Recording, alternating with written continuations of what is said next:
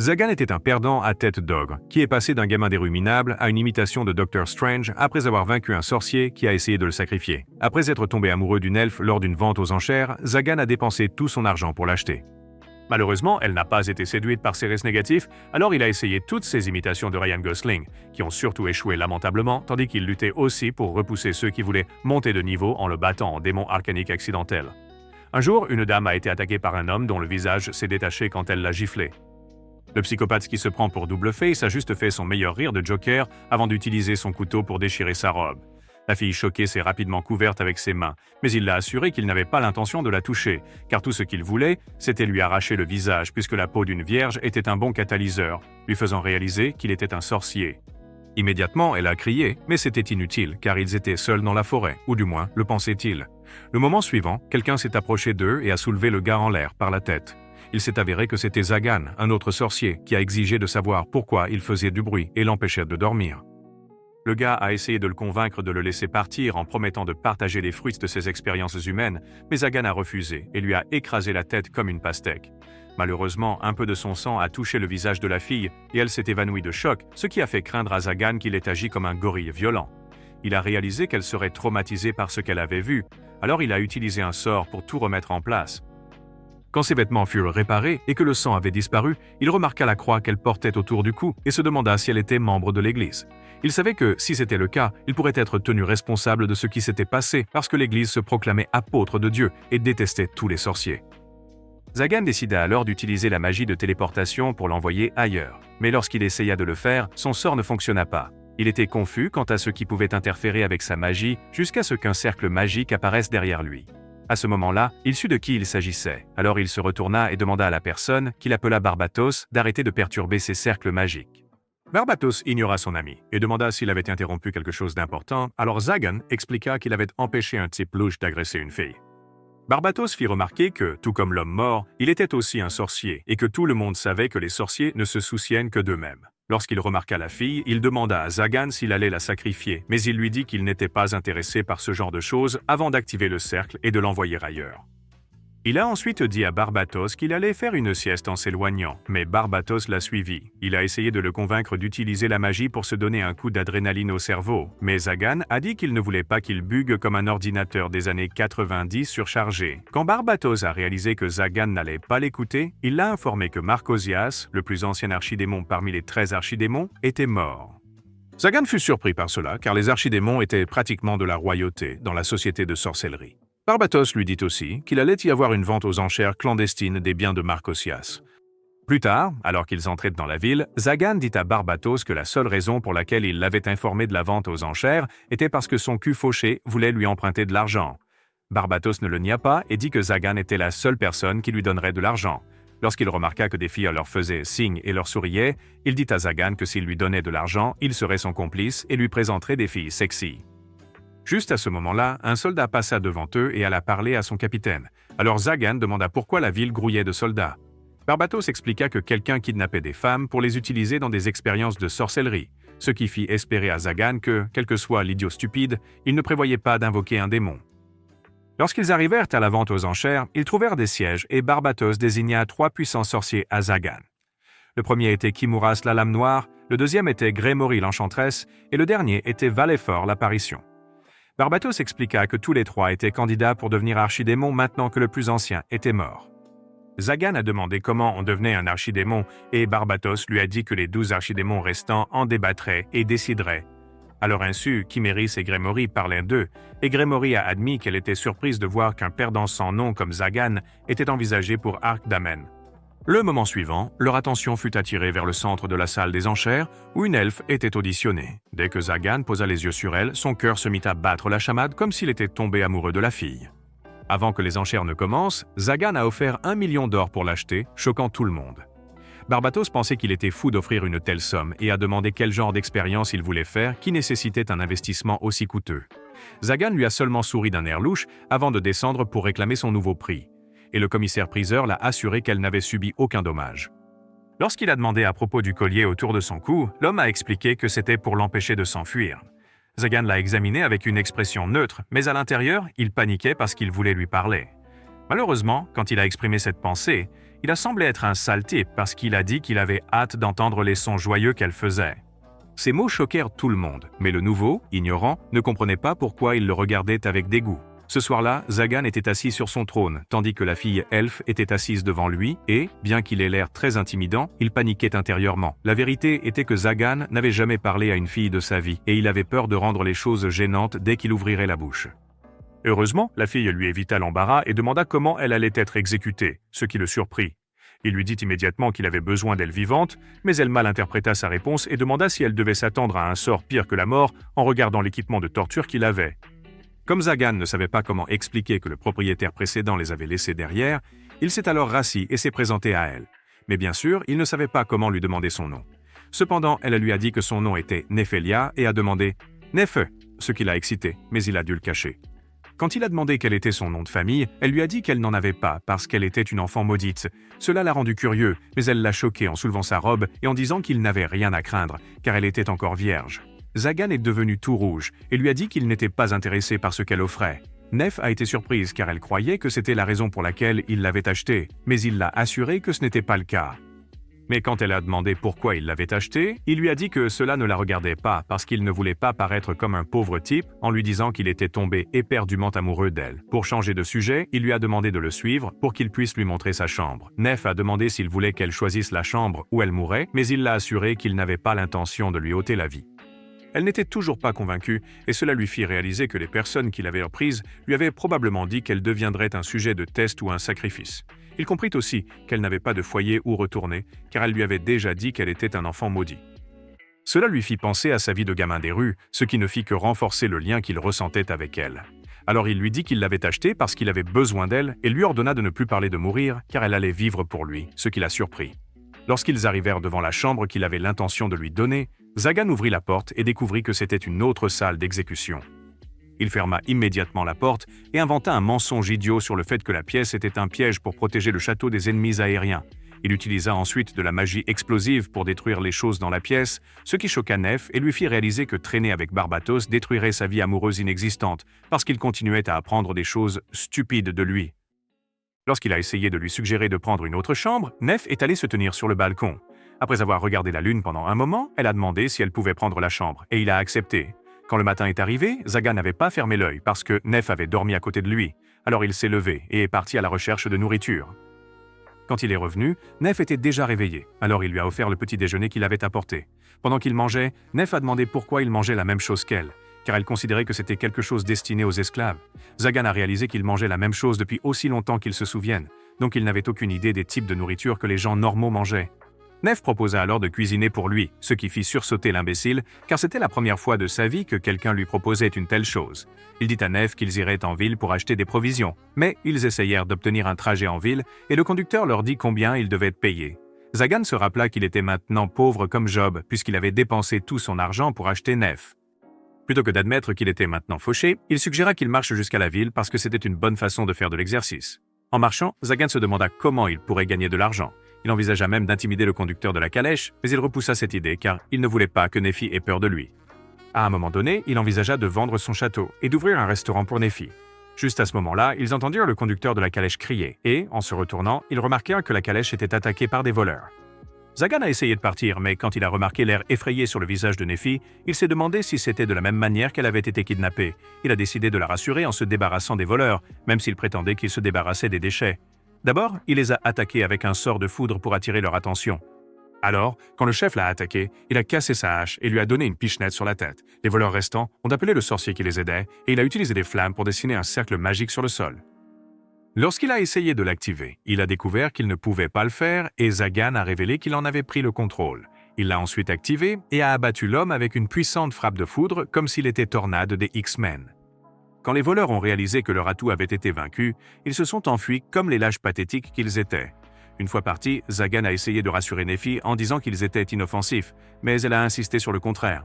Les gens de la calèche ont ri de son innocence en les entourant tous les deux et ont remercié Zagan de les avoir sauvés. Le conducteur lui a même donné un sac de pièces et l'a supplié de les accompagner pour le reste du voyage en ville afin qu'il puisse les protéger de tout danger. Zagan ne pouvait pas croire que c'était si facile de gagner de l'argent et a commencé à envisager de changer de métier et de devenir un mercenaire à plein temps. Cependant, quand il se rappela que les sorciers étaient les personnes les plus détestées, il changea d'avis. Alors qu'il regardait les gens louer Nephi, il se demandait s'ils étaient gentils avec eux à cause d'elle. Après leur arrivée en ville, il emmena Nephi dans un magasin de vêtements pour lui acheter une nouvelle robe et demanda au commerçant de l'aider. La fille, qui s'appelait Manuela, était ravie d'aider, mais Zagan remarqua que son comportement changea lorsqu'elle remarqua le collier de Nephi. Pendant que les filles essayaient des vêtements, Zagan se souvint de ce que le commissaire-priseur avait dit à propos du collier. Il ne pouvait pas s'y attarder plus longtemps car Manuela attira son attention sur Nephi, qui était habillée comme une séductrice. Zagan fut choqué par son apparence et demanda à Manuela pourquoi elle avait habillé Nephi comme une prostituée de quartier rouge. Manuela était confuse et a dit qu'elle l'avait fait parce qu'elle pensait qu'il aimait ce genre de trucs coquins. Quand il se tourna vers Nephi, elle détourna timidement le regard et le supplia de ne pas la regarder. Alors il demanda à Manuela de lui trouver autre chose à porter. Finalement, ils sortirent de la cabine d'essayage et cette fois-ci, Nephi était habillée de vêtements normaux. Zagan demanda si elle les aimait et elle lui dit que tant qu'il était d'accord, cela lui convenait. En sortant du magasin, Manuela dit à Nephi qu'elle avait de la chance d'avoir un maître qui se souciait d'elle, ce qui la surprit. Zagan attira alors son attention et désigna une forge, disant qu'il s'y rendait ensuite. À l'intérieur de la boutique, il demanda au forgeron de retirer son collier, ce qui la fit demander pourquoi. Il lui dit alors que c'était parce qu'elle n'en avait plus besoin. Après que le forgeron l'ait examiné, il a dit à Zagan que le collier était enchanté et que le retirer de force transformerait Nephi en cavalier sans tête. Il lui conseilla de trouver la clé originale, mais Zagan savait que ce serait difficile car personne à la vente aux enchères ne l'avait.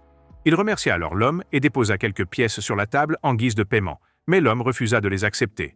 Il dit que Zagan l'avait sauvé, lui et sa fille, donc il ne lui ferait rien payer. Zagan n'avait aucun souvenir de cet incident, mais se demandait si Nephi avait quelque chose à voir avec la gentillesse des gens envers lui. Après avoir quitté la boutique, ils sont allés acheter des provisions, mais Zagan ne voulait pas que Nephi se fatigue après une longue journée, alors il l'a emmenée au restaurant. Au restaurant, Nephi a demandé s'il n'était pas inquiet qu'elle s'enfuit après qu'il lui ait enlevé son collier. Zagan savait que c'était une possibilité, mais au lieu de l'admettre, il lui dit de ne pas se faire d'illusions sur le retrait du collier. Cependant, il regretta ses paroles dès qu'elles quittèrent de sa bouche, car il craignait de l'effrayer. Lorsqu'il remarqua qu'elle ne mangeait pas, il demanda si c'était parce qu'elle ne savait pas utiliser les couverts, et elle admit qu'elle n'avait jamais mangé à une table auparavant. Cela lui rappela que la raison pour laquelle il se sentait attiré par elle au départ était parce qu'ils étaient similaires. Il lui a alors dit de ne pas trop réfléchir et de manger comme elle voulait, alors elle a pris une cuillère et a attrapé une tomate. Après l'avoir mangée, elle a admis que c'était bon et a donné une tomate à Zagan, quand elle l'a vu avoir du mal à la prendre avec sa fourchette. En retour, Zagan lui en a donné une autre. Mais quand ils ont réalisé que leur démonstration publique d'affection faisait rire et pointer les gens autour d'eux, ils ont quitté le restaurant. Le lendemain, la fille que Zagan avait sauvée du sorcier maléfique était assise dans son bureau, réfléchissant aux événements de ce jour-là. Elle était convaincue que ce n'était pas un rêve parce que son équipe avait été chargée de sauver les victimes de l'enlèvement. Cependant, sur le chemin du retour, un des chevaliers s'est retourné contre eux et l'a emmené là où Zagan l'a sauvée. Alors qu'elle était encore perdue dans ses pensées, l'un des dirigeants de l'église entra dans la pièce. Alors elle lui dit de le saluer. L'homme l'informa alors qu'ils avaient mené une enquête et découvert que Zagan était le cerveau derrière les enlèvements, ce qui la choqua. Quelques jours plus tard, Nephi trouva Zagan à la bibliothèque en train de parcourir des livres lorsqu'elle entra pour nettoyer l'endroit. Alors elle lui demanda ce qu'il lisait. Quand il lui a dit que c'était un livre de sorcellerie, elle a pointé des papiers avec des cercles magiques et a demandé ce que c'était. Zagan a dit qu'ils faisaient tous partie de l'apprentissage de la magie et a demandé si la sorcellerie elfique était différente de la sorcellerie humaine. Nephi a admis qu'elle ne pouvait pas utiliser la sorcellerie, ce qui l'a surpris car il pouvait dire qu'elle avait un niveau élevé de mana. Il a alors décidé de lui montrer comment la sorcellerie fonctionnait en dessinant un cercle magique sur le sol. Il expliqua qu'en canalisant du mana dans le cercle, on pouvait le faire agir comme on le souhaitait. Alors il le fit et créa de la foudre. Zagan expliqua aussi qu'ajouter plus de symboles augmenterait sa puissance et permettrait de le diriger à sa guise. Il lui dit que n'importe qui pouvait utiliser un cercle magique, c'est pourquoi les sorciers y mettèrent des restrictions pour empêcher d'autres sorciers de détourner le cercle et de prendre le contrôle. Nephi a ensuite demandé s'il était possible d'ajouter des symboles au milieu du cercle, et il a dit que c'était possible. Il a expliqué que cela nécessitait de créer un autre cercle magique à l'intérieur d'un qui était déjà terminé. Cependant, cela perturbait le flux de mana, ce qui signifiait que les deux cercles ne s'activeraient pas ou deviendraient incontrôlables. Nephi a demandé si en faisant cela, on pouvait surpasser les capacités d'un autre sorcier, et il lui a dit oui. Il lui a également dit que quiconque capable de le faire serait le plus grand sorcier à vivre après Merlin, mais a ajouté que personne ne pourrait jamais atteindre ce niveau. Il semblait que Nephi aimait l'écouter parce qu'elle a demandé si n'importe qui pouvait utiliser la sorcellerie tant qu'il en connaissait les bases, et il a dit oui. Elle a ensuite fait remarquer que c'était la première fois qu'il lui parlait aussi longtemps. Zagan a timidement admis qu'il ne pouvait parler que de sorcellerie parce que c'était tout ce qu'il connaissait. Après un moment, elle lui demanda ce qu'il comptait faire de tout le pouvoir qu'il avait acquis, et il répondit qu'il voulait survivre. Il lui raconta que, pendant son enfance, il vivait dans la rue et avait été enlevé par un sorcier qui avait l'intention de l'utiliser comme sacrifice. Heureusement, il s'était débarrassé de l'homme avant qu'il ne puisse réaliser ses plans, et c'est ce jour-là qu'il a décidé de devenir plus fort s'il voulait vivre. Nephi trouvait son histoire inspirante, mais disait que, peu importe ce qu'elle faisait, elle ne pouvait pas devenir plus forte. Zagan s'est alors approché d'elle et était sur le point de lui proposer de lui enseigner la sorcellerie lorsque les protections qu'il avait mises autour du château l'ont alerté de la présence d'intrus. Il a demandé à Nephi de préparer le dîner pendant qu'il allait renvoyer leur invité indésirable chez lui. Dehors, Chastel et 3 autres chevaliers se trouvaient dans la forêt, entourant le château, et l'un d'eux a fait remarquer qu'il tournait en rond. Chastel lui a dit que c'était à cause d'une barrière protectrice et a sorti son épée magique, non pas Excalibur, mais une imitation bon marché, et l'a utilisée pour traverser la barrière. À ce moment-là, Zagan apparut devant le château avec autant de panache qu'un magicien de salon et demanda pourquoi ils étaient venus le déranger. Lorsqu'un des chevaliers tenta de discuter avec lui, Chastel l'arrêta. C'est alors que Zagan remarqua son épée comme l'une des 12 épées sacrées censées avoir tué le seigneur des démons. Il la reconnut également comme la fille qu'il avait sauvée du dépeceur dément et regretta immédiatement sa décision. Immédiatement, il attaqua avec un sort de foudre, bien qu'un des chevaliers l'ait bloqué avec son bouclier oint. Un autre chevalier demanda à Chastil de leur laisser Zagan alors qu'il se précipitait vers lui. Zagan le frappa avec autant de force qu'Akena avait utilisé pour frapper Hayes. Le dernier chevalier tenta de venger ses amis, même si Chastil lui avait ordonné de battre en retraite. Zagan brisa simplement son épée et lui tapota le front comme s'il s'agissait d'une poussière. Quand Chastil a essayé d'attaquer, Zagan a marché sur le visage du pauvre gars et lui a dit que si elle ne voulait pas qu'il fasse de la sauce tomate avec sa tête, elle ferait mieux de lâcher son arme. Chastil a obéi et a demandé pourquoi il essayait de les humilier pour avoir perdu contre lui en torturant son compagnon chevalier. Zagan a admis qu'il le faisait pour leur inspirer de la peur, car s'il leur donnait simplement un laissez-passer gratuit pour l'au-delà, l'Église les considérerait simplement comme des pertes. Cependant, s'il faisait d'eux un exemple, ils reviendraient et répandraient la nouvelle de ce qui leur était arrivé, incitant les autres à le craindre. Chastil a demandé si son deuxième prénom était Pinocchio parce qu'elle ne croyait pas un mot de ce qu'il avait dit. Zagan savait qu'elle avait vu à travers ses mensonges, mais il n'était pas prêt à admettre qu'il ne voulait pas que Nephi panique s'il commençait à garder des cadavres autour du château. Elle a ensuite ramassé son épée et l'a attaqué, mais il l'a bloqué en utilisant un cercle magique qui s'est fissuré sous la force de son épée. Chastil continuait à lui donner des coups d'épée, mais Zagan esquivait ses attaques, ce qui l'agaçait. Lorsqu'elle lui demanda s'il ne la jugeait pas assez digne pour se battre contre lui, Zagan répondit que son mentor Sanji serait déçu de lui s'il frappait une fille. Surtout si elle lui rappelait Nephi, mais il ne le lui fit pas savoir. Lorsqu'elle tenta d'attaquer à nouveau, Zagan bloqua rapidement avec un cercle magique avant de saisir la lame entre ses mains, mais elle canalisa sa force intérieure, le souleva dans les airs et le lança contre un arbre voisin. Zagan réalisa qu'elle s'était retenue et remarqua aussi que ses blessures mettaient plus de temps à guérir à cause de son épée. Lorsqu'elle a essayé de le frapper à nouveau, il a attrapé la poignée de l'épée dans sa main, ce qui a coupé l'arbre en deux. C'est aussi à ce moment-là qu'il a décidé de mettre fin aux choses, mais Chastille lui a chuchoté à l'oreille en suggérant qu'il fasse le mort. Elle lui a dit que si elle échouait à se débarrasser de lui, l'Église enverrait quelqu'un de plus fort pour le tuer.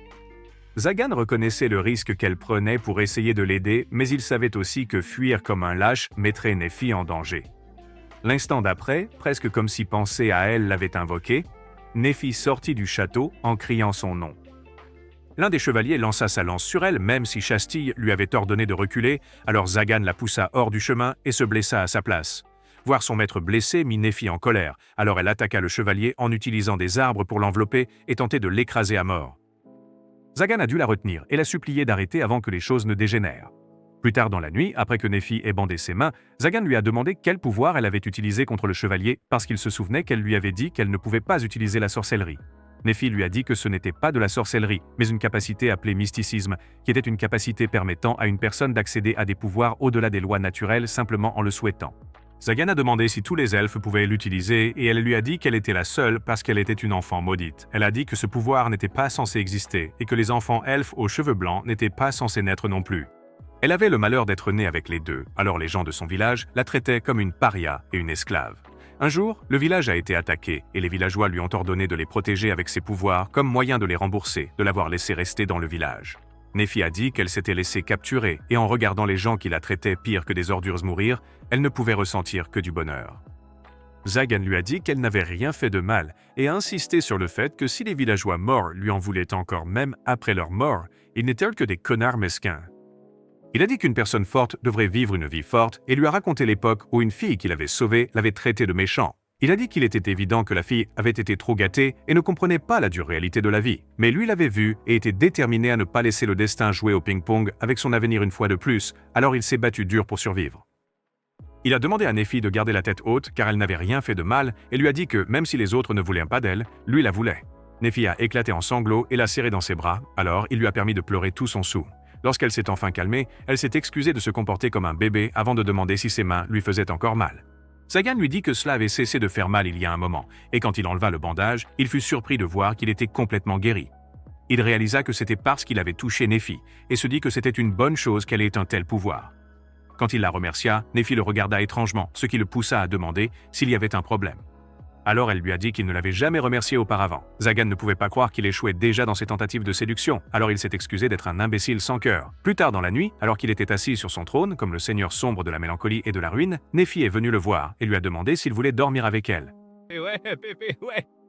Le puceau qui n'avait jamais couché était choqué parce qu'il pensait que c'était le vendredi pour coucher et qu'il allait encaisser son coupon V. Essayant de jouer la carte de la décontraction, il lui demanda si elle comprenait les implications de ce qu'elle lui demandait de faire.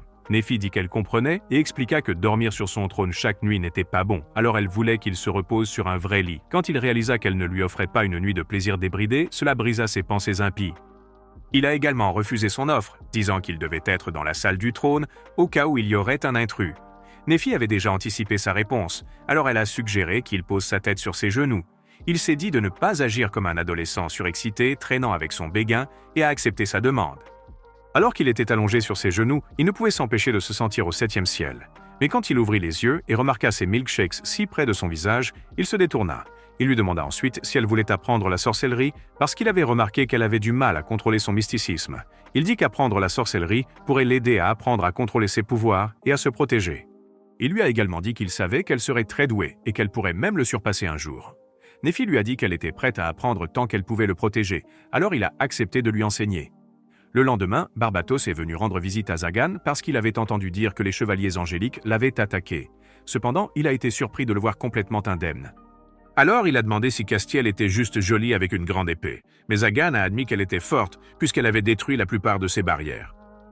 Il a également dit à Barbatos d'arrêter de détruire ses barrières à chaque fois qu'il venait, car c'était pénible de les remplacer. Juste à ce moment-là, Nefi a servi du thé à Barbatos, mais quand il a réalisé qui elle était, il a jeté la tasse. Zagan a dû utiliser un sort pour empêcher le thé de se renverser, tandis que Barbatos demandait pourquoi il ne l'avait pas encore sacrifiée. Il lui a dit qu'elle était son apprentie, ce qui a fait demander à Barbatos s'il avait enfin perdu la tête. Zagan lui a dit qu'il n'était pas inhabituel pour les sorciers d'avoir des apprentis et a dit que Nefi avait déjà les compétences pour devenir une bonne sorcière. Barbatos a ensuite demandé si elle avait participé à la fuite des chevaliers lors de l'attaque et il lui a répondu que oui. Barbatos resta silencieux un moment avant de demander à Zagan s'il visait aussi le poste d'archidémon. Zagan y réfléchit un moment car la seule raison pour laquelle il y pensait était de pouvoir garder Nefi en sécurité. Il savait aussi que ses chances d'être choisi étaient quasi nulles, mais il était prêt à tenter sa chance.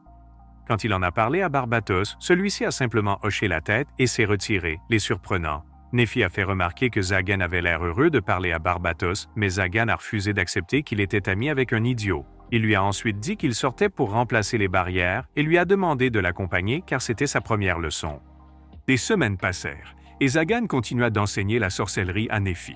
Et comme il s'y attendait, elle s'en sortait très bien même si elle avait encore du mal à contrôler ses pouvoirs mystiques. Un mois plus tard, il reçut une lettre des 12 archidémons restants, le convoquant à leur forteresse. À son arrivée, ils lui annoncèrent qu'il avait été choisi pour devenir la 13e raison pour laquelle... le 13e archidémon. Ils lui ont également annoncé qu'il devait hériter de l'emblème de Marchosias, mais Zagan fut surpris par la puissance qu'il dégageait. Il a alors demandé pourquoi il l'avait choisi parmi tous les autres candidats qui étaient plus adaptés pour le poste. Ils ont admis qu'il n'était pas aussi qualifié que les autres, mais ils savaient aussi qu'il n'y avait aucun sorcier vivant qui pouvait lui ôter la vie. Ils ont dit que la première personne qu'il a vaincue était un sorcier très puissant. Pourtant, il a pu apprendre sa magie en la regardant une seule fois. Ils étaient tous d'accord pour dire que sa capacité lui permettrait de prendre des autres et de faire de lui le plus grand sorcier de tous les temps. C'est pourquoi ils lui donnaient la position d'archidémon, même s'il était un sorcier sans nom. Zagan fit remarquer qu'il pouvait aussi leur retirer leur pouvoir grâce à sa capacité, mais ils lui rappelèrent qu'ils avaient le pouvoir de lui enlever les choses qui lui étaient chères, ce qui le fit penser à Nefi. Zagan réalisa qu'il n'avait que deux choix, soit il les rejoignait, soit il mourait. Alors il leur dit qu'il accepterait le poste à une condition. Après qu'il leur ait dit ce qu'ils voulaient, ils acceptèrent de le lui donner, alors il accepta l'emblème et un nouveau titre. Ce soir-là, quand il rentra chez lui, il rencontra Nephi dans la cuisine en train de préparer le dîner. Elle était si excitée de le voir, mais remarqua qu'il agissait étrangement, alors elle demanda quel était le problème. Zagan lui a parlé de son nouveau poste d'archidémon et a expliqué que dans le cadre de sa nouvelle nomination, il avait reçu tout ce qui appartenait à Marcosius, y compris la clé de son collier. Il l'a ensuite déverrouillée et lui a dit de partir, car il n'avait plus besoin d'elle. Plus tard, Nephi se retrouva à un coin de rue au milieu de la ville et décida de rentrer chez elle. Cependant, lorsqu'elle remarqua son collier cassé, elle se souvint de ce que Zagan lui avait dit, mais pour une raison quelconque, elle n'arrivait pas à pleurer. Castiel rentrait chez elle quand elle croisa Nephi, alors elle lui demanda si elle allait bien. Quand Nephi la remarqua, elle la reconnut comme la chevalière qui avait attaqué Zagan, alors elle la supplia de lui ôter la vie. Castiel essaya d'expliquer qu'elle était une meurtrière de sang-froid, mais Nephi continua d'insister, ce qui attira l'attention des gens autour.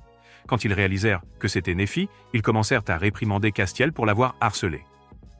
Manuela, la commerçante, s'est même interposée entre les deux filles et a accusé Castiel de harceler une pauvre fille sans défense parce qu'elle était chevalier. Les gens continuaient à réclamer son départ jusqu'à ce que Nephi prenne la parole et dise qu'elle ne lui avait rien fait. Castiel était déjà tombée à genoux et pleurait en essayant de convaincre les gens qu'elle était innocente. Finalement, les trois filles sont allées dans un restaurant et après qu'une serveuse ait servi de la nourriture à Nephi et qu'elle l'ait goûté, elle se souvint qu'elle avait préparé le même plat pour Zagan et se mit à pleurer, ce qui inquiéta les autres filles.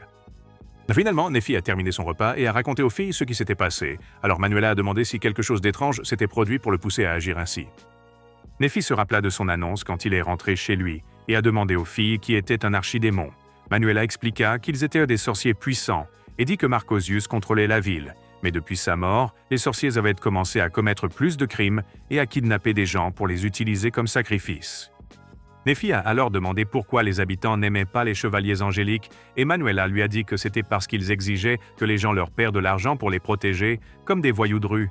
Nephi a fait remarquer que puisque Castiel n'avait pas été celle qui réclamait de l'argent comme un usurier, il n'y avait pas de raison de la traiter mal. Castiel se sentit heureuse que quelqu'un soit de son côté et dit qu'elle comprenait maintenant pourquoi Zagan avait gardé Nephi à ses côtés. Elle expliqua ensuite que les 13 archidémons étaient les ennemis jurés de l'Église et qu'au moment où Marcosius serait remplacé, il y aurait des problèmes.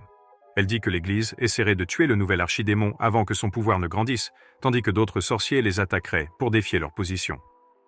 Ces paroles firent se demander à Nephi si Zagan l'avait envoyée loin, parce qu'il ne voulait pas qu'elle soit entraînée dans le chaos qu'entraînerait le fait d'être un archidémon. Ces pensées furent interrompues par Castiel, qui demanda si Zagan était capable de comploter avec d'autres sorciers pour kidnapper des gens. Nephi lui a dit que Zagan ne ferait jamais quelque chose comme ça parce qu'il détestait les gens faibles plus que tout au monde.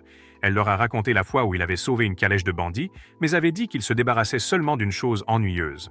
Cependant, elle soupçonnait qu'il l'avait fait parce qu'elle se sentait mal à l'aise avec toute la situation. Castiel ajouta ensuite qu'il s'était retenu pendant son combat avec elle parce qu'elle était une femme, ce qui signifiait qu'il la considérait comme une faible. Manuela la taquina en disant qu'elle agissait comme une fille au cœur brisé, mais elle rétorqua que ce n'était pas le cas. Elle leur a dit que lorsqu'elle a rencontré Zagan pour la première fois, il avait l'air de quelqu'un qui avait besoin d'aide, mais elle savait aussi que si elle lui proposait de l'aider, il la refuserait. Nephi a été surprise de voir que quelqu'un d'autre qu'elle avait remarqué la tristesse dans les yeux de Zagan, alors elle s'est levée et a annoncé qu'elle retournait vers lui. Castiel lui assura qu'elle ferait de son mieux pour blanchir le nom de Zagan, car il était accusé à tort. Avant qu'elle ne puisse partir, Manuela lui dit que si elle avait besoin d'aide, elle pouvait venir la voir, ce qui poussa Nephi à demander pourquoi elle était gentille avec elle. Manuela lui a dit que c'était parce qu'elles étaient amies, et quand Nephi a admis qu'elle n'avait jamais eu d'amis, Manuela a dit qu'elle était heureuse d'être sa première amie. Castiel a aussi demandé à Manuela si elle pouvait être amie, et elle l'a taquinée sur le fait de se lier d'amitié avec une associée d'un sorcier. Juste à ce moment-là, les chevaliers de Castille sont arrivés, et quand le gars que Nephi avait attaqué l'a vu, il a commencé à trembler de peur. Soudain, le restaurant fut couvert d'ombre. Alors, Castille poussa Manuela hors du chemin, lui permettant de s'envoler. Les ombres engloutirent ensuite Nephi et Castille, qui dit au chevalier qu'il était Zagan et que s'il voulait récupérer les filles, il devrait venir à son château. Plus tard, les chevaliers se retrouvèrent dans un piège que Zagan avait tendu avec Nephi. Et quand Zagan a essayé de s'éloigner, l'un d'eux lui a attrapé le pied. Juste au moment où il suppliait Zagan de laisser partir Castille, Manuela a pris sa tête pour une piste d'atterrissage et a atterri sur lui. Quand ils ont commencé à se disputer, Zagan a essayé de les téléporter hors de sa propriété, mais il s'est arrêté quand Manuela lui a dit que Nephi avait été kidnappé. Zagan a été choqué car il se blâmait de l'avoir mise en danger, mais Manuela lui a crié de faire quelque chose pour sauver ses amis. Quand elle a commencé à frapper sa poitrine, ses pensées se sont tournées vers Nephi, alors il l'a remercié et a dit qu'il ramènerait Nephi. Après avoir créé un cercle de transport, il a demandé à Manuela de le rejoindre, et elle a accepté. Avant qu'ils ne puissent partir, les trois imbéciles l'ont supplié de les emmener pour qu'ils puissent sauver Castile. Pendant ce temps, Nephi et Castile étaient enchaînés dans une grotte quelque part, et Barbatos s'est révélé à eux. Alors, Nephi a demandé pourquoi il trahissait Zagan. Barbatos lui a dit que le sorcier que Zagan avait tué enfant était son maître, mais qu'il n'était pas sur un chemin de vengeance comme le Punisher. Il a dit que la raison pour laquelle il essayait de faire tomber Zagan était que Zagan avait pris tout ce qui appartenait à son maître, et il croyait que cela lui revenait. Barbatos a admis qu'il avait fait croire à l'Église que Zagan était derrière les enlèvements. Malheureusement, ces sbires incompétents avaient laissé beaucoup de preuves, et ceux que l'Église avait envoyés pour attaquer Zagan avaient tous pris une raclée royale. Castile ne pouvait pas croire qu'il avait piégé Zagan pour tous ses crimes louches, mais Barbatos lui a dit que le voleur de visage était celui qui avait élaboré les plans de sacrifice. Il n'a accepté que parce que c'était un moyen pour lui de montrer aux 12 Arctimans qu'il était suffisamment digne de rejoindre leur rang. L'Église avait interrompu ses plans en sauvant les victimes, mais maintenant qu'il avait Nephi, il était sûr qu'elle serait la clé de son ascension vers Arctiman. Nephi lui a dit que ce n'était qu'un rêve sans espoir et a révélé que Zagan avait déjà été choisi pour devenir le 13e Arctiman. Barbatos ne pouvait pas accepter que Zagan ait une fois de plus pris ce qu'il croyait être à lui, alors il a arraché les chaînes de Nephi du mur et a commencé à l'entraîner. Il a dit que tout ce qu'il avait à faire était de se débarrasser de Zagan et de prendre sa place en utilisant le cercle magique qu'il créait. Castile le supplia de laisser partir Nephi et de la prendre à sa place, mais il lui répondit que son tour viendrait bientôt. Il a dit que le rituel pour lequel il avait besoin de Nephi nécessitait des outils de haute qualité, ce qui fit se rappeler à Nephi comment elle avait toujours été considérée comme un outil toute sa vie. Zagan était la seule personne qui ne la traitait pas de cette manière, alors elle commença à se débattre contre Barbatos. Elle dit qu'elle allait retourner auprès de son maître parce qu'elle lui appartenait et souhaitait vivre le reste de sa vie avec lui. Barbatos sentit qu'elle était irrespectueuse, alors il essaya de la blesser. Mais il s'arrêta à mi-chemin parce que Zagan avait détruit le mur. Barbatos fut surpris de le voir et demanda depuis combien de temps il savait qu'il était le coupable. Alors, Zagan expliqua qu'il l'avait compris depuis le début. Il a dit que lorsqu'il a rencontré le voleur de visage et qu'il a supplié pour sa vie, il a su à ce moment-là qu'un bon à rien comme lui n'aurait pas pu briser ses barrières facilement. Cela lui a fait penser à la seule personne qui s'était donnée pour mission de briser ses barrières de temps en temps. Et Barbatos n'a fait que confirmer ses soupçons en apparaissant toujours après qu'il ait été attaqué. Barbatos a alors demandé pourquoi il ne l'avait pas confronté, et Zagan a dit qu'il voulait juste voir jusqu'où il pouvait descendre. Quand il a regardé dans la direction de Nephi, il a dit à Barbarus qu'il paierait pour l'avoir blessé. Barbatos a essayé d'attaquer, mais il lui a rapidement tranché les mains et les genoux avant de libérer Nephi de ses chaînes. Après qu'il ait demandé à Nephi si elle était blessée, elle lui a dit que oui et l'a serrée dans ses bras. Mais à sa surprise, elle lui a dit qu'il était aussi blessé. Zagan ne comprenait pas ce qu'elle disait, mais elle a insisté sur le fait qu'il avait besoin de quelqu'un à ses côtés et a dit qu'elle ne le quitterait plus jamais. Barbatos a interrompu leur moment émouvant en essayant d'attaquer Zagan à nouveau, mais chaque cercle magique qu'il créait disparaissait sous ses yeux.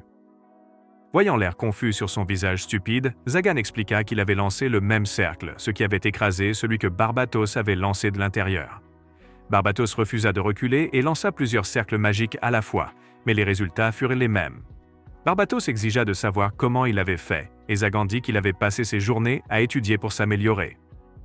Il lui montra alors en quoi il avait transformé ses cercles magiques et lui dit que le nom qu'il avait reçu lors de son ascension à Artumon était tueur de sorciers, juste avant de diriger les sorts vers lui. Barbatos ne put éviter d'être touché, et alors qu'il était allongé sur le sol, il reconnut que Zagan était à un niveau supérieur au sien. Il essaya de supplier pour sa vie, mais ses supplications tombèrent dans l'oreille d'un sourd, alors que Zagan lui lançait un autre coup de poing chargé de sorts. La force du coup brisa les chaînes, retenant Castiel, la libérant et permettant à Manuela de l'aider. Cependant, Zagan n'avait pas fait un Saitama complet et n'avait pas mis KO Barbatos. Au lieu de cela, il a frappé le sol. Barbatos a demandé pourquoi il ne l'avait pas achevé, et il a dit que s'il avait fait ça, il n'y aurait personne pour lui acheter de l'alcool. Barbatos a juré qu'il ne se reposerait pas tant que Zagan ne serait pas mort, mais Zagan lui a dit de faire de son pire. Vaincu, Barbatos accepta son sort et dit à Zagan qu'il n'était qu'un garçon arrogant, mais Zagan répondit qu'il était simplement confiant. Il se tourna ensuite vers Manuel, qui portait Castiel, mais avant qu'il ne puisse parler, le cercle magique que Barbatos avait dessiné sur le sol s'activa. Zagan a essayé de faire partir les filles, mais c'était trop tard car quelque chose se manifestait déjà. Il a demandé à Barbatos ce qu'il avait essayé d'invoquer, et il a admis que c'était un démon. En regardant le démon, il a réalisé qu'il n'était pas de taille car il pouvait sentir la puissance intense qui en émanait. Juste au moment où il était sur le point d'accepter sa faiblesse, le démon s'est incliné devant lui et l'a appelé maître. Tout le monde, y compris Zagan, était surpris, mais il réalisa que le démon ne s'inclinait devant lui qu'à cause de l'emblème sur sa main. Il ordonna alors au démon de retourner et celui-ci obéit à son ordre. Dès que le cercle magique disparut, la grotte commença à trembler. Zagan porta Nephi dans ses bras et demanda aux autres de s'accrocher à lui pour les sortir de la grotte. Lorsqu'ils furent à l'extérieur, les chevaliers de Castiel s'approchèrent d'eux et emmenèrent Castiel avant de repartir. Manuela dit à Zagan de régler les choses avec Nephi avant de partir avec les chevaliers et Castiel. Barbatos fut le dernier à partir, et il rappela à Zagan sa promesse de le laisser tranquille tant qu'il lui apporterait de l'alcool. Enfin, Zagan et Nephi se retrouvèrent seuls, mais ils restèrent debout comme des mannequins sans vie parce qu'ils ne savaient pas quoi dire. Finalement, Nephi prit la parole et dit qu'elle voulait rester à ses côtés quoi qu'il arrive, alors il accepta. Cependant, il s'agenouilla et la supplia de l'appeler par son prénom dorénavant parce qu'elle n'était ni son esclave, ni sa servante. Lorsqu'il essaya de lui dire qu'il l'aimait, il se dégonfla et lui dit qu'ils seraient toujours ensemble, même dans la mort. Alors qu'il se traitait d'idiot sans charme, Nephi sortit son collier de sa poche et lui demanda de le lui mettre. Zagan a essayé de refuser, mais elle a insisté sur le fait que c'était un symbole de leur lien, alors il le lui a mis. Alors qu'il regardait le lever du soleil, Nephi a demandé ce qu'ils étaient l'un pour l'autre maintenant qu'ils n'étaient plus maître et esclave, mais Zagan n'a rien dit car il ne savait pas comment dire qu'il voulait qu'ils soient amants. Plus tard, Castiel a informé le cardinal qu'elle n'allait pas diriger la chasse contre Zagan parce qu'il était innocent. Le cardinal était agacé qu'elle défende un sorcier, alors il l'a relevé de ses fonctions indéfiniment. Castiel n'a pas discuté avec lui et a rendu son épée même si elle se demandait si elle faisait la bonne chose. Le cardinal lui a dit de ne pas lui en vouloir pour sa décision car il le faisait uniquement pour son bien et a promis de la réintégrer dès que possible. Il l'informa également que Raphaël, le plus redoutable des porteurs d'épées sacrées, arriverait bientôt. En entendant cela, le sang de Castiel se glaça, car elle était sûre qu'il avait été convoqué pour se débarrasser d'elle à cause de son insolence envers l'Église. 2 semaines plus tard, Zagan était dans sa bibliothèque, essayant de trouver quelque chose qui pourrait éclairer davantage son blason d'Artumon. Il était toujours curieux de savoir pourquoi le démon s'était incliné devant lui, ou plutôt devant le blason. Le moment suivant, il remarqua Nephi se faufilant dans la bibliothèque et décida de ne rien dire. Il continua à faire semblant d'ignorer sa présence jusqu'à ce qu'elle essaie de lui couvrir les yeux avec ses mains et échoue. Zagan a fait remarquer que c'était une idée stupide, étant donné qu'il se tenait sur une échelle et qu'elle pouvait passer pour l'un des 7 nains de Blanche-Neige. Nephi se sentit un peu embarrassée que son plan pour le taquiner n'ait pas fonctionné, mais elle mit cela de côté et l'informa que le déjeuner était prêt. Zagan se rendit joyeusement à la salle à manger, et pendant qu'ils y étaient, Nephi lui dit que Manuela lui avait appris la recette. Cela le fit demander si la monade à petit budget avait fait quelque chose d'étrange avec elle pendant qu'elles étaient ensemble. Nephi lui assura que tout ce qu'elle avait fait, c'était de lui faire essayer des vêtements, mais Zagan savait qu'aucun de ces vêtements n'était approprié pour le public. Juste au moment où il commençait à manger son dessert, ce qui le rendait aussi heureux qu'un enfant à Halloween, il sentit soudain quelqu'un à l'extérieur de sa barrière. L'invité non invité, qui s'avéra être Valfort, traversa la barrière et les pièges, puis alla confronter Zagan dans la salle à manger. Zagan le reconnut comme l'un des anciens candidats Arctimen, et Valfort lui dit qu'il était venu pour le tuer. En réponse à sa révélation, Zagan lui dit d'attendre qu'il ait fini de manger pour exécuter son plan. Agacé par le mépris flagrant de Zagan pour sa présence, le bras de Valfort se transforma soudainement pour ressembler à celui d'un reptile, et il essaya de trancher Zagan, mais Zagan l'attrapa. Valfort a ensuite tenté de tirer un rayon sur lui, ce qui a agacé Zagan, alors il a frappé Valfort et l'a envoyé valser à travers la pièce. Son casque est tombé, et quand Nephi s'est précipitée à ses côtés pour vérifier son état, elle a découvert qu'il s'agissait d'une petite fille, alors elle en a informé Zagan. Nephi lui fit ensuite porter Valfort dans une chambre libre et quand elle se réveilla plus tard, elle essaya de frapper Zagan, mais il l'arrêta. Il lui demanda alors pourquoi elle l'avait attaqué et elle admit que comme il était connu sous le nom de Buffy contre les vampires, Zagan le tueur de sorciers, elle avait espéré que le vaincre serait facile puisqu'elle n'utilisait pas de sorcellerie. Zagan a convenu que ses pouvoirs auraient peu d'effet sur elle puisqu'elle était un dragon, ce qui a surpris Nephi, qui n'avait aucune idée que Valfort était un dragon. Zagan a ressenti de la sympathie pour elle parce qu'elle lui rappelait quand il était enfant. Alors il lui a dit qu'elle devait aider Nephi avec ses tâches pendant 1 semaine comme punition pour avoir essayé de l'attaquer. Cela a poussé Valfort à demander s'il prévoyait de la manger plus tard puisque les humains croyaient que manger un dragon les rendrait plus forts. Nephi a demandé si ce qu'elle disait était vrai et Zagan l'a confirmé, disant qu'il y avait des histoires de restes de dragons utilisés pour diverses choses, mais qu'il n'avait aucun désir de faire la même chose à Valfort. Il a ensuite ordonné à Nephi d'apporter de la soupe pour Valfort, et pendant qu'elle mangeait, il a essayé de partir, mais Valfort a demandé s'il n'avait pas peur qu'elle blesse Nephi ou essaie de s'enfuir. Zagan lui dit qu'une petite peste comme elle ne pouvait pas faire de mal à Nephi, et lui rappela qu'il connaissait son secret, donc s'enfuir n'était pas une option. Malgré sa déclaration précédente selon laquelle Valfort n'était pas assez forte pour blesser Nephi, Zagan observait les 2 filles pendant qu'elles faisaient à la lessive et entendit Nephi demander à Valfort si elle avait peur de lui. En réponse, Valfort dit que ce qui lui faisait peur, ce n'était pas son visage stupide, mais le pouvoir qu'il détenait. Une semaine plus tard, Valleyford entra dans la bibliothèque pour informer Zagan que le dîner était prêt et lui demanda pourquoi cela ne le dérangeait pas qu'elle puisse l'attaquer à tout moment. Cela lui rappela la menace de Barbatos de le tuer, alors il sourit et lui demanda de faire de son mieux. Pendant le dîner, il informa Nephi de son intention de chercher dans le château de Marchosia tout ce qui concerne les démons et son blason.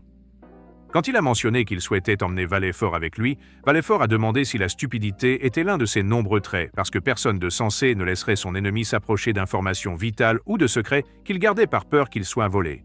Zagan lui a dit qu'il ne se souciait pas si elle le volait parce qu'il croyait que les connaissances et les techniques étaient faites pour être volées. Quand Valleyford a demandé pourquoi il était gentil avec elle, Zagan a dit que c'était parce qu'elle était une enfant et que les enfants n'avaient pas à se comporter comme des adultes, ce qui l'a fait pleurer.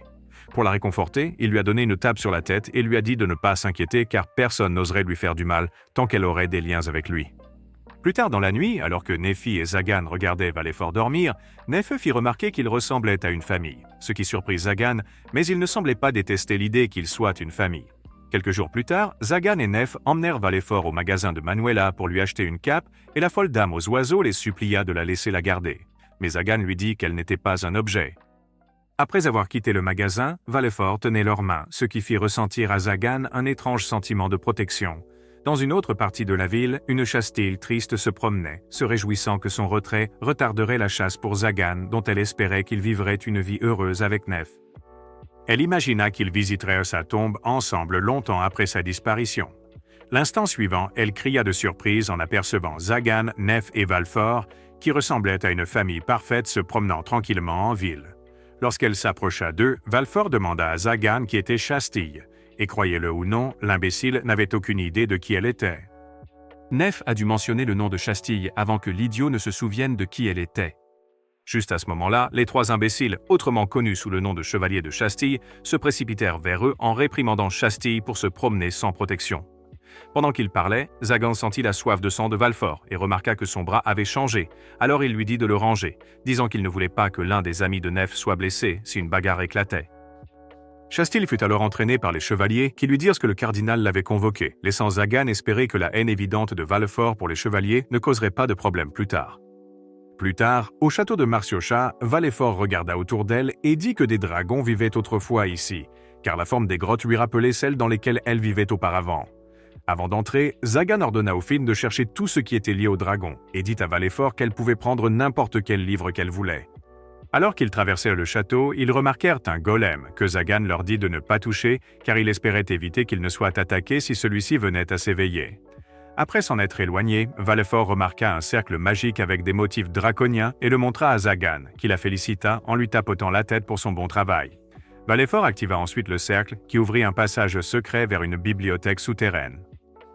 Pendant qu'ils regardaient autour d'eux, Valleyford resta aux côtés de Zagan et il lui dit qu'elle pouvait rester avec eux aussi longtemps qu'elle le souhaitait, alors elle le serra joyeusement contre elle. Le moment suivant, elle remarqua un livre sur l'étagère qui contenait les écrits gravés sur les épées sacrées et Zagan fit remarquer qu'ils étaient très similaires à l'emblème des Arctamen. Cela lui fit conclure qu'apprendre sur les épées l'aiderait à en savoir plus sur l'emblème des Arctamen. Pendant ce temps, Chastille se retrouva enfin face à face avec Raphaël, qui la félicita pour être une excellente chevalière et lui demanda combien de sorciers elle avait tués. Chastille lui répondit que cela ne le concernait pas, ce qui poussa ses chevaliers à la mettre en garde. Raphaël rit simplement et la traita de culottée, mais avertit qu'il pourrait envoyer sa paire de balles en plastique aux portes du paradis. Alors que ses chevaliers prenaient une posture défensive, le cardinal arriva et demanda à Raphaël d'arrêter de la harceler. Cependant, Raphaël refusa de reculer et fit savoir au cardinal qu'il n'était pas opposé à l'idée de tuer Chastille, même si elle n'avait aucun moyen de se défendre. Cela força le cardinal à emmener Chastille dans son bureau et à lui rendre son épée. Il l'a averti de faire attention à Raphaël, mais Chastille ne pouvait s'empêcher de penser que Raphaël avait manipulé le cardinal pour lui rendre son épée. Lorsqu'elle est retournée à son bureau, elle a trouvé une lettre scellée sur son bureau, ce qui a relégué les pensées de Raphaël au second plan. Cette nuit-là, Zagan est allé boire avec Barbatos, qui lui a dit que l'Église avait convoqué leur meilleur chevalier pour le traquer. Il a dit que Raphaël était réputé pour avoir mangé un dragon et tué 499 sorciers. En entendant cela, Zagan a réalisé que la haine de Valleyford pour les chevaliers angéliques avait quelque chose à voir avec Raphaël, que tout le monde croyait avoir mangé un dragon. Alors qu'il parlait encore, Raphaël entra dans le bar, provoquant la fuite de la plupart des clients par peur. Zagan le sentit avant de voir son reflet dans son verre, alors il dit à Barbatos qu'il se tenait derrière eux, ce qui le fit se retourner sous le choc. Immédiatement, Barbatos créa un cercle magique pour attaquer Raphaël, mais Zagan détourna le cercle de Barbatos et le détruisit. Alors Barbatos se mit en colère et demanda s'il avait l'intention de mourir cette nuit-là. Zagan dit calmement que Raphaël ne semblait pas être venu pour se battre avec eux, puis il lui proposa un siège. Alors qu'ils étaient assis face à face, Raphaël dit à Zagan qu'il était venu le voir parce qu'il était curieux de savoir quel genre d'homme il était. Zagan lui assura qu'il n'était pas grand-chose, puisqu'il ne pourrait jamais être à la hauteur de Harry Potter, ce qui fit rire Raphaël à haute voix. Cependant, Zagan ne se sentait pas à l'aise avec cet homme gigantesque, alors il demanda pourquoi il n'essayait pas de se débarrasser de lui et de Barbatos. Raphaël a dit que tout ce qu'il voulait, c'était savoir si Zagan considérait Castiel comme un adversaire digne, puisqu'il l'avait déjà affronté. Zagan a dit qu'elle n'était pas aussi douée qu'Ikema, mais qu'elle était meilleure que la plupart des chevaliers qu'il avait affrontés par le passé. Cela a fait dire à Raphaël que Castiel était un Sirius pour l'Église, et qu'il n'hésiterait pas à se débarrasser d'elle. Zagan a demandé s'il avait oublié de prendre ses médicaments ce jour-là, parce que cela n'avait aucun sens que l'Église veuille se débarrasser de l'un des leurs. Raphaël a expliqué qu'elle s'opposait à la chasse à l'homme pour lui, ce qui a fait se demander à Zagan si elle était courageuse ou simplement stupide. Pendant qu'il réfléchissait à cela, Raphaël s'est levé pour partir, mais cela a fait supposer à Zagan qu'il essaierait de faire du mal à Castiel. Il l'a immédiatement averti de ne rien lui faire, car il savait que Nephi la considérait comme une amie et serait blessé si quelque chose lui arrivait. Après le départ de Raphaël, Zagan demanda à Barbatos de vérifier Castiel, promettant de lui donner quelques livres de la collection de Marcosia en échange. Quand Zagan rentra chez lui, il trouva Nephi et un Valfort endormi qui l'attendaient. Nephi expliqua que Valfort avait insisté pour l'attendre, même si elle était épuisée d'avoir déplacé des livres toute la journée. Zagan donna une tape sur la tête de Valfort et se demanda s'il aurait dû se débarrasser de Raphaël, puisqu'il était sûr qu'il était la source de sa haine. Il fut bientôt distrait par Nephi, qu'il vit soudain sous un autre jour. Comme un idiot amoureux, il recommença à remarquer des détails sur son visage, alors il se pencha pour enfin l'embrasser. Cependant, cela ne se produisit jamais car Barbatos arriva à ce moment-là et sortit de ses ombres, avec une Castiel inconsciente dans ses bras. Il expliqua qu'elle avait été empoisonnée, alors Nephi mit Valfort de côté et se précipita vers Castiel. Le mouvement soudain réveilla Valfort, et dès qu'elle posa les yeux sur l'épée de Castiel, elle entra en mode bête. Heureusement, Zagan sentit ses intentions et l'arrêta avant qu'elle ne puisse atteindre Castiel. Cependant, elle se plaignit que quelqu'un avec une épée sacrée avait tué son père. Il lui dit qu'elle ne pouvait pas faire de mal à Castiel parce qu'elle n'était pas la personne contre qui elle avait une vendetta. Cependant, il a reconnu son besoin de vengeance et a promis de lui enseigner la meilleure façon de l'obtenir. Quelques heures plus tard, Castiel s'est réveillée dans une pièce avec Zagan, qui a expliqué qu'elle avait été empoisonnée, et a demandé si elle se souvenait de quelque chose avant l'attaque. Castiel a expliqué qu'elle avait reçu une lettre anonyme lui demandant de se rendre à un certain endroit. En arrivant sur les lieux, elle a rencontré une personne encapuchonnée qui prétendait faire partie de la faction de réconciliation, une faction qui croyait que l'Église et les sorciers pouvaient coexister et vivre ensemble. Elle a dit que l'homme l'avait invitée à les rejoindre, mais elle a hésité car elle n'était pas sûre si sa loyauté était mise à l'épreuve par l'Église. L'homme semblait la comprendre, alors il lui a promis de lui donner du temps pour réfléchir, mais lui a dit d'appeler le nom Morobis si elle avait besoin d'aide. Après son départ, elle est retournée à son bureau où elle a bu le thé, sans savoir qu'il était empoisonné, et s'est évanouie. Zagan a demandé si elle connaissait quelqu'un qui voulait sa mort, et elle a dit que la seule personne à laquelle elle pouvait penser était Raphaël. Cependant, Zagan lui a dit que Raphaël ressemblait plus à la reine de cœur, qui préférait couper la tête des gens. Il lui dit alors de se reposer davantage, et l'invita à rester au château aussi longtemps qu'elle le souhaitait, puisqu'elle était l'amie de Nephi. Lorsqu'il se leva pour partir, elle le supplia de rester jusqu'à ce qu'elle s'endorme. Alors il retourna à la chaise et s'assit. Le lendemain matin, Zagan mit Castiel au travail et lui dit qu'elle devait gagner sa vie, car sa maison n'était pas un complexe de vacances 5 étoiles. Castiel accepta de le faire, et quand elle essaya de parler à Valfort, la petite fille lui dit de ne pas lui parler. Castiel a demandé pourquoi elle agissait de manière hostile envers elle, alors Zagan a expliqué que quelqu'un qui maniait une épée sacrée avait tué son père, c'est pourquoi elle ne lui faisait pas confiance. Castiel a fait remarquer qu'il vaudrait mieux qu'elle parte, mais Zagan lui a dit de ne pas s'inquiéter parce que Valfort était trop fier pour essayer de lui faire du mal. Heureusement, elle a simplement mis une grenouille dans le seau à serpillière de Castiel. Zagan trouvait toute la situation amusante et dit à Castiel d'être reconnaissante que ce n'était qu'une grenouille inoffensive. Pour le reste de la semaine, Valfort rendit la vie de Castiel infernale en élaborant un plan machiavélique après l'autre pour la frustrer. Un soir, alors que Valfort écrivait toutes ses escapades dans son journal, Zagan vint la voir. Valfort supposa qu'il était venu la gronder, mais tout ce qu'il fit fut de lui dire de ne pas embêter Castiel pendant les repas. Zagan lui demanda ensuite si elle était d'accord pour rester avec lui et Nef, et lui dit que si elle voulait partir, il ne l'en empêcherait pas. Cette nuit-là, Valfort rêva de son père et de la façon dont elle était tombée sur Raphaël en train de boire son sang le jour de sa mort. Elle se leva ensuite et alla dans la chambre de Castiel, mais ne put se résoudre à s'en débarrasser. Très tôt le lendemain matin, Neve courut en criant vers Zedgan et l'informa que Valfort était parti. Il se trouve que la veille au soir, Valfort avait décidé de quitter le château, car elle croyait que s'habituer à y vivre la ferait renoncer à sa vengeance. Elle prit soin de noter toutes ses pensées dans son journal, qu'elle laissa dans sa chambre avant de s'envoler. Elle arriva bientôt au château de Marcosia, espérant trouver quelque chose qui lui donnerait le pouvoir de tuer Raphaël.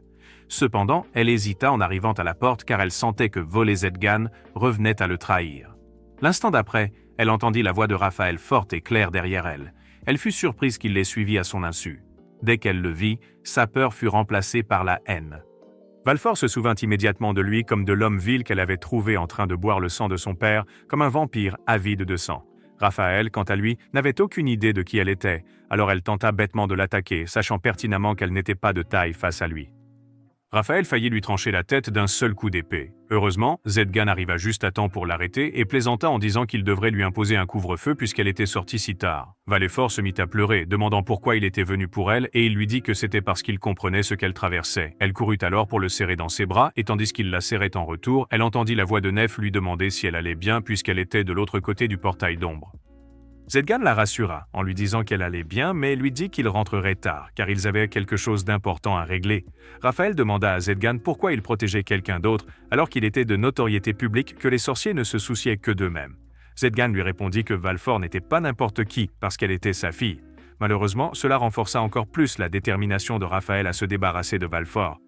Zedgan a décidé de la défendre, alors il a pris une posture défensive après avoir créé un petit cercle magique. Raphaël a invoqué les flammes de purification dans son épée, qui brûlaient d'un bleu éclatant, et a libéré une petite vague d'énergie. La vague d'énergie a étonnamment fracturé le cercle de sorcellerie de Zedgan, alors Raphaël a commencé à se vanter que son épée avait autrefois été utilisée pour abattre un démon de l'Arche et purifier sa magie. Barbatos était visiblement terrifié, et Valfort demanda à un Zedgan impassible pourquoi il avait provoqué Raphaël dans un combat qu'elle croyait qu'il ne gagnerait pas. Zedgan répondit qu'il voulait tenir la promesse qu'il lui avait faite de lui apprendre à se venger de ses ennemis en exploitant leur véritable potentiel et en le détruisant. Il créa un autre sceau magique, celui-ci un peu plus grand que le précédent, et chargea Raphaël qui se défendit avec son épée. Le blason est resté intact parce que Zedgan l'avait modifié après avoir combattu Castiel, puisqu'il avait appris que l'épée sacrée pouvait traverser sa sorcellerie. Ce blason modifié absorbait tout le mana autour de lui pour se maintenir, et la flamme purificatrice de Raphaël ne faisait que l'alimenter.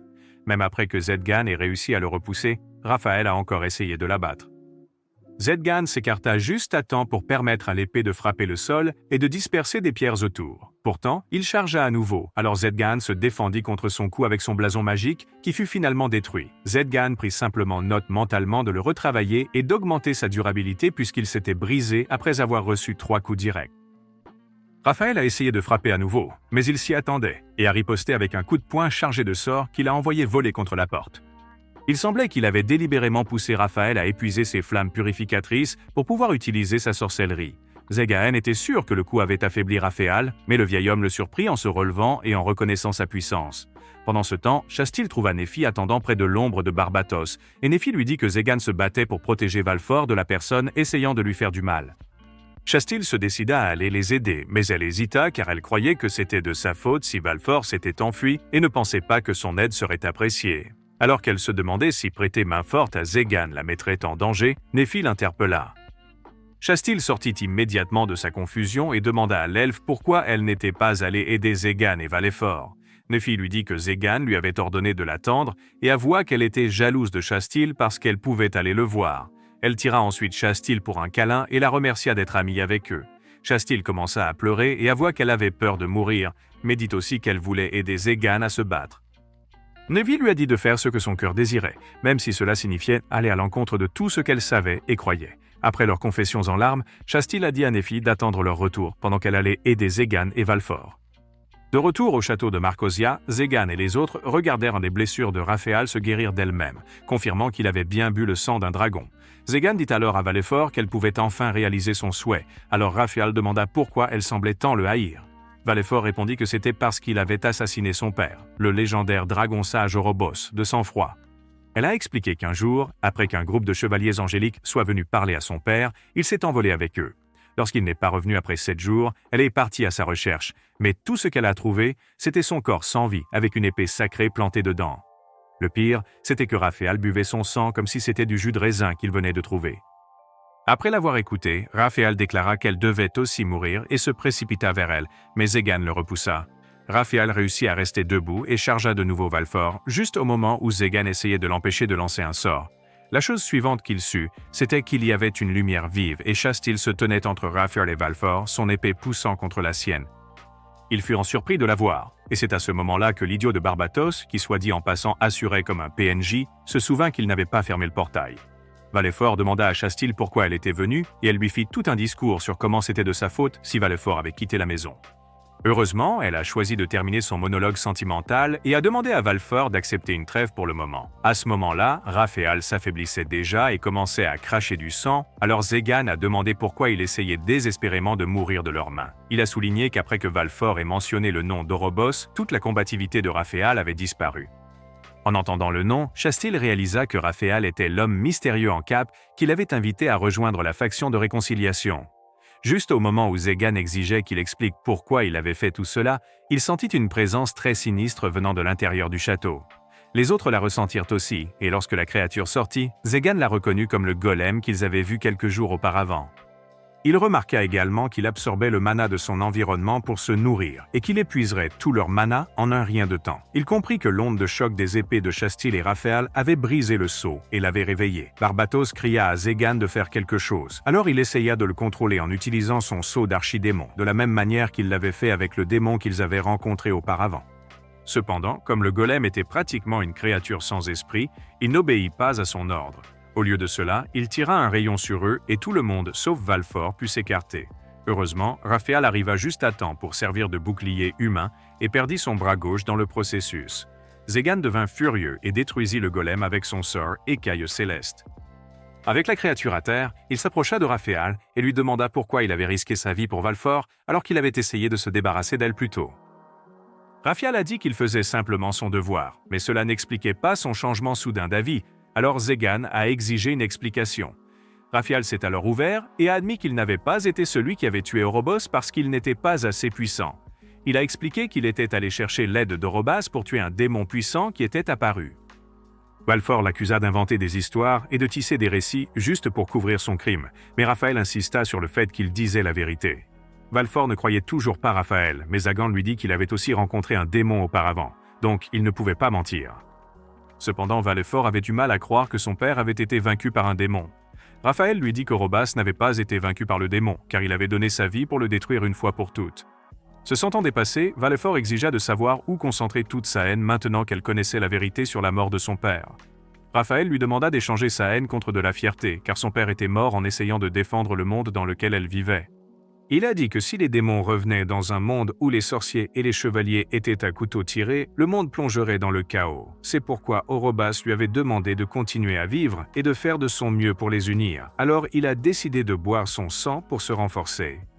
Il leur a dit qu'il était prêt à mourir et a laissé Castille en charge de terminer la mission qu'il avait commencée. Alors que Castille affirmait qu'elle n'avait pas accepté de diriger la faction de réconciliation, le golem a commencé à bouger à nouveau. Zagan a dit qu'il s'en occuperait une fois pour toutes, mais Raphaël a expliqué que le golem n'était pas ordinaire. Il leur a dit que Marcosia avait pris les restes du démon qu'il avait combattu avec Orobas et les avait transformés en la créature devant eux. Zagan savait déjà que vaincre le golem ne serait pas facile, mais il a décidé de tenter le coup. Et juste au moment où il commençait à s'en approcher, Castille l'a arrêté. Elle a proposé de créer une opportunité pour qu'il abatte le golem, puis a invoqué ses flammes purificatrices. Après avoir chargé le golem, elle a utilisé son épée pour couper son rayon et l'absorber. Cela a permis à Zagan de briser son bras avec un de ses nouveaux sorts, mais il a remarqué qu'il se reconstituait en utilisant son essence. Castille l'a rapidement découpé en plus petits morceaux, ce qui a donné à Zagan l'occasion de frapper le corps avec son sort phosphore du ciel, qui était le sort échelle du ciel, qu'il avait inversé et lancé dans le golem pour qu'il explose. Castille l'a félicité pour sa rapidité d'esprit, et tous deux ont convenu qu'ils s'entraideraient, même s'ils étaient censés être des ennemis jurés. Avec le golem détruit, Zagan a essayé de soigner Raphaël, mais ses blessures étaient trop profondes. Raphaël lui a dit que cela n'avait pas d'importance s'il mourait parce qu'il croyait que Castille continuerait là où il s'était arrêté. Cela amena Zagan à demander pourquoi tant de sorciers étaient morts de sa main alors qu'il disait vouloir unir les deux factions. Raphaël expliqua qu'il avait seulement essayé de se défendre parce que chaque fois qu'il approchait les sorciers, ils l'attaquaient. C'est alors qu'ils réalisèrent tous qu'il avait été mal compris à cause de son apparence et de son manque de compétences en communication. Il a ensuite promis de s'occuper de la personne qui avait empoisonné Castille et a dit à Valfort qu'elle pourrait avoir sa tête une fois sa mission terminée. Après son départ, Valfort a admis qu'elle n'avait pas envie de lui prendre la vie, alors Zagan lui a pris la main et a dit qu'il était temps de rentrer à la maison. À l'église, les chevaliers de Castille ont informé le cardinal qu'elle avait disparu, alors il leur a ordonné de la retrouver à tout prix. Cependant, après leur départ, le vieil homme fou se plaignit qu'elle n'était pas morte et qu'elle possédait toujours son épée sacrée. Il se trouvait qu'il était devenu aveuglé par ses croyances, que l'église était le seul endroit avec de bonnes personnes. C'est pourquoi il se débarrassait de ceux qu'il considérait comme des pécheurs, simplement parce qu'ils allaient à l'encontre de l'église. L'instant d'après, Raphaël défonça la porte et dès que le cardinal vit son état, il insista pour qu'il soit soigné immédiatement. Raphaël lui assura qu'il allait bien, mais le vieux renard sournois décida que se débarrasser de Raphaël serait une excellente idée. Il versa un peu de poison dans sa paume avant d'essayer de convaincre Raphaël de le laisser l'appliquer sur ses blessures. Cependant, il fut surpris lorsque sa main tomba après que Raphaël l'eut coupé et lui dit qu'il n'aimait pas être touché avec du poison. Le cardinal tomba au sol en criant de douleur, mais Raphaël le fit taire en lui mettant le pied dans la bouche avant de l'achever. Le lendemain matin, Zagan informa Castille que le cardinal avait été celui qui l'avait empoisonné, alors Raphaël s'en était débarrassé. Elle a admis qu'elle soupçonnait qu'il était derrière tout ça, mais elle priait pour se tromper. Elle est ensuite allée parler à Valfort, qui a refusé de la laisser toucher sa tête, alors elle s'est retournée pour partir. Cependant, Valfort l'a appelée et lui a dit qu'elle pouvait leur rendre visite de temps en temps, ce qui l'a rendue heureuse. En sortant, Raphaël lui a tapé sur l'épaule, ce qui l'a fait crier de surprise, car elle croyait qu'il était mort. Il a expliqué qu'en plus de la capacité de guérison qu'il avait acquise d'Orobos, Néphi avait utilisé ses pouvoirs pour l'aider à se rétablir plus rapidement. Il ajouta également qu'il avait pris sa retraite de chevalier et travaillait maintenant comme l'Alfred personnel de Zagan. Tandis que Castille essayait de comprendre ces mots, Zagan se rappela comment il l'avait trouvé à l'extérieur du château. Il avait réussi à tenir assez longtemps parce qu'il voulait que Valfort mette fin à sa vie, mais elle lui pardonna et insista pour qu'il travaille pour Zagan à la place. Zagan a accepté de le laisser rester parce qu'il lui rappelait lui-même, mais il n'osait pas le faire savoir à quiconque. Valfort s'est ensuite approché de Raphaël et lui a offert le bras de l'armure qu'elle portait quand elle prétendait être une sorcière. Raphaël la remercia pour cela, après quoi ils escortèrent tous Castille à l'extérieur et lui dirent au revoir. Barbatos apparut de nulle part et leur demanda de le nourrir. Zagan promit de le nourrir s'il acceptait de veiller sur Castille, mais il refusa, alors il proposa de le payer, ce qui fut suffisant pour le faire accepter et suivre Castille. Quelques semaines plus tard, Zagan, Néphi et Valfort allèrent faire des courses en ville, alors ils s'arrêtèrent au magasin de Manuela pour lui rendre visite. Pendant qu'ils étaient là, Zagan remarqua un vieux phonographe que Manuela dit avoir été laissé par les enfants des rues. Cela lui rappela ses jours dans la rue et comment il cherchait toujours des choses qu'il pouvait vendre. Il a ensuite dit à Manuela qu'il achèterait le phonographe et lui a donné un grand sac d'argent même si le phonographe ne fonctionnait pas. Quand ils sont rentrés chez eux, ils ont trouvé Barbatos et Castille qui les attendaient, car Néphi avait invité Castille à dîner. Quand Zagan a vu Barbatos, il lui a dit qu'il n'avait pas été invité, mais Barbatos a répondu qu'il méritait une pause après tout le stress qu'il avait traversé en surveillant Castille. Pendant ce temps, les filles sont allées à la cuisine pour préparer le dîner et Castille a prouvé qu'elle était inutile en cuisine dès le début en jetant des choses partout. Zagan est allé à la bibliothèque pour réparer le phonographe et Barbatos en a profité pour se plaindre de la maladresse de Castille. Il a dit qu'elle était sujette aux accidents et qu'il ne pouvait pas se reposer correctement parce qu'il devait toujours veiller sur elle. De retour dans la cuisine, Néphi a pris une gorgée de la soupe préparée par Castille et a failli mourir. Cependant, elle a refusé de lui faire savoir que la soupe avait un goût pire que ma dernière relation. Quand l'heure du dîner est arrivée, ils se sont tous réunis dans la salle à manger où Zagan a joué de la musique sur le phonographe qu'il avait réussi à réparer avant qu'ils ne commencent à manger. Pendant le repas, un Barbatos ivre laissa échapper qu'il savait que Castille avait un animal en peluche. Castille l'accusa de l'observer depuis ses ombres, mais il lui assura que ses étagères à bibelots n'étaient pas quelque chose qu'il souhaitait voir très souvent. Lorsque les choses commencèrent à s'envenimer, Zagan lança sa fourchette sur la tête de Barbatos et Néphi dit à Castille que c'était Barbatos qui l'avait amené à eux quand elle avait été empoisonnée. Castille a essayé de le remercier, mais l'imbécile impoli l'a interrompu en disant qu'il ne voulait pas de sa gratitude, ce qui l'a agacé. Avant qu'elle ne puisse s'emporter contre lui, le phonographe a commencé à faire des siennes, alors Raphaël est allé l'éteindre. Zagan leur demanda alors d'agir comme des adultes. Alors Barbatos soupira et commença à boire la soupe préparée par Castille. Malheureusement, il s'évanouit immédiatement et c'est à ce moment-là que Castille réalisa qu'elle ne deviendrait jamais chef. Plus tard dans la nuit, pendant que Castille et Barbatos dormaient, Néphi rejoignit Zagan dans la salle du trône où il réparait le phonographe. Quand il a recommencé à fonctionner, Néphi a commencé à chanter une chanson qui a surpris Zagan, mais il l'a aimée quand même. Il lui a ensuite demandé de danser, ce à quoi elle a dit oui, mais elle s'est vite souvenue qu'il ne savait pas du tout danser. Heureusement, Raphaël, qui les observait avec Valfort, s'est avancé et a proposé de leur apprendre à danser. Après avoir dansé un moment, Raphaël s'éclipsa avec un Valfort endormi pour leur laisser un peu d'intimité. Lorsqu'ils furent seuls, ils continuèrent à danser en se regardant dans les yeux avec tout l'amour qu'ils ne pouvaient exprimer avec leurs mots. C'est tout pour aujourd'hui, les amis. Si vous aimez les résumés d'animes comme celui-ci, regardez cette vidéo ici.